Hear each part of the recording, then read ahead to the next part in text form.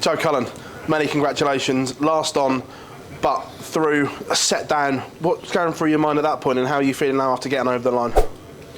Yeah, I think set down, you'd probably kill me with statistics now, but I actually felt like I wasn't playing too bad. Obviously, the doubles at the end of the legs was killing me, but I felt like I was playing okay. I felt all right within my throw. I didn't feel, edgy or anything like that, but I think you sort of come to expect a fast start from Chris, specifically this year as well, because he's been playing so well. But I'm happy to win. By any means, I don't care how I win as long as I win. We know it's been a tough year for you on the board, especially on the floor. Were there nerves in the final Pro Tours and Euro Tour, because you were getting a little bit close to the bottom end of the qualifying criteria? Yeah, to be fair, I didn't sort of realise, because I think, if I'm perfectly honest, I think complacency snuck in, because I've had it so good over the last sort of 4 or 5 years.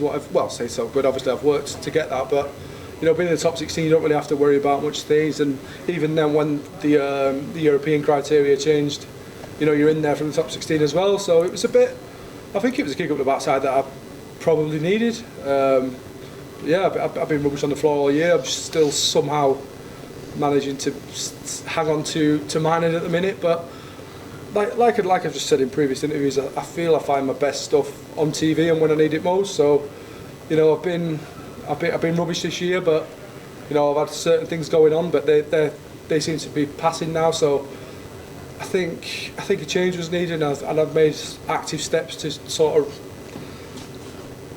what's the word? Word's gone. I've made active steps to sort of put them right. Going a little bit out of my comfort zone at points as well. I think it's done me the world of good, and hopefully I can carry it on for the rest of the year. When your form is struggling, like you say, you've got other things going on away from the board, and you know that it's not going your way. Is it hard to turn that around and identify those issues that are causing you problems on the board in particular? It is a little bit. If I'm going to be perfectly honest, this year's been probably my worst year for, I'd say certainly 5 years, probably more if I would look at the statistics. But I think, like I said, I think it is the kick up the backside that I needed. Elements of complacency have crept in. There's issues gone on away from the board, but you can look for excuses all you want. At the end of the day, the responsibility lies with me and solely me. So, like I said, I've put things in place to try improve my game. And I think I'm making the right steps forward. It's things that I've never experienced before. I think everyone drops in form.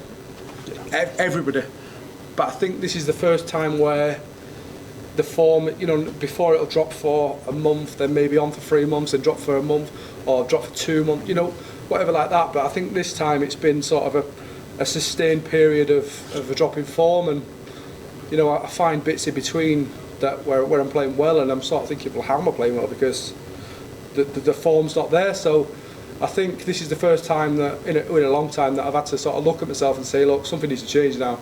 You can point to whatever off the board, which, like I say, it's not been easy for me the last few years away from the board. But I'm not the only one that's struggling away from darts. So I think, like I say, I think I've sort of looked at myself in the mirror and said that the responsibility is on me now. So if I'm making positive steps forward to try and put things right, then that can only be a good thing. Joe, thanks for your honesty as always, buddy. Nice one, cheers, pal. Joe, you've spoken about the changes you've made. Are they things in practice or lifestyle or a bit of both?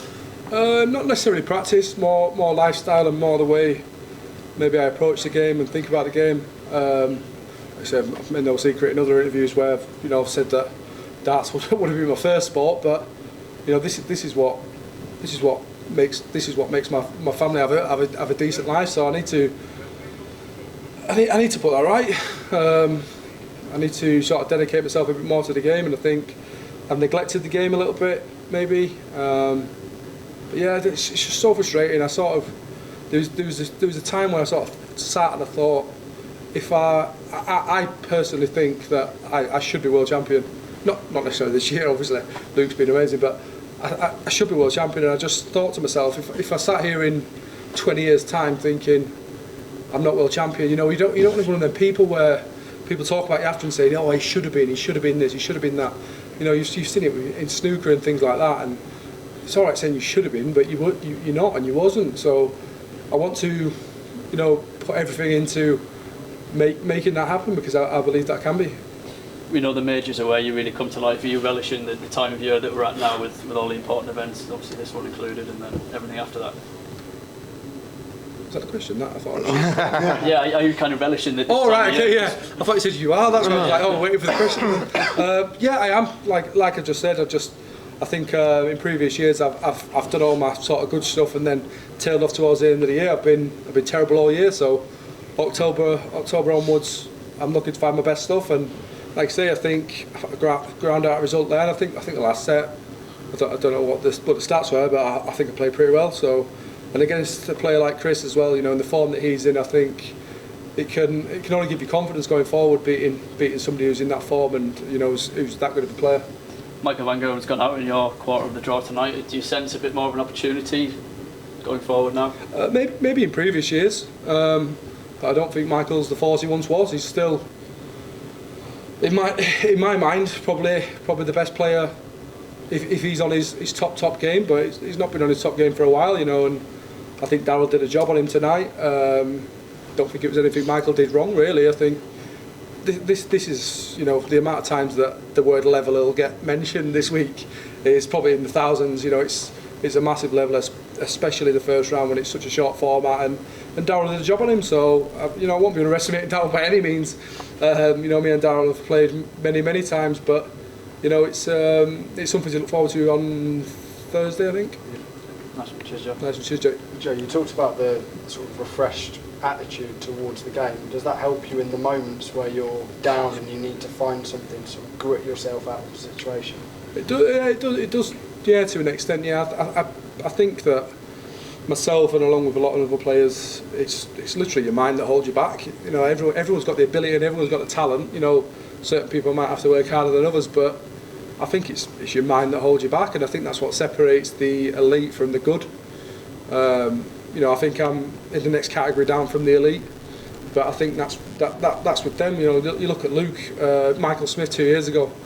I don't think he'd have won the World Championship if he hadn't won the Grand Slam.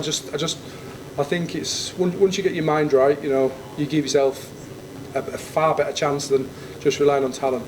That's all, Jack. Cheers. Nice one, cheers.